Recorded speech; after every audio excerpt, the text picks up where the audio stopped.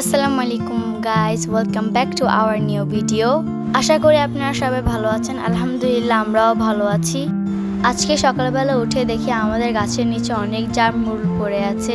আমি আর আম্মু ওগুলো তুলে নিলাম। অনেকগুলো নিচে পড়ে ফেটে ফেটে গেছে, অনেকগুলোর মধ্যে মাটিও লেগে আছে। দেখুন কি সুন্দর লাগছে। বাসায় নিয়ে এসে বেসিনে ভালো করে ধুয়ে নিলাম। তারপর মেজাফু বসে বসে সব কেটে নিল।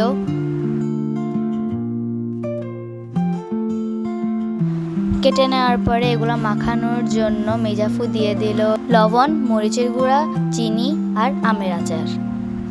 তারপর মেজাফু এগুলো মাখাচ্ছে। আমরা চারপাশে বসেছিলাম কোন সময় এগুলো নিয়ে খাবো।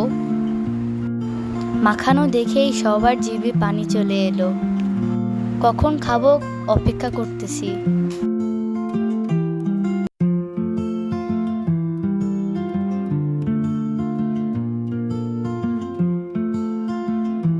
মাখানো শেষ, আমরা সবাই খাচ্ছি।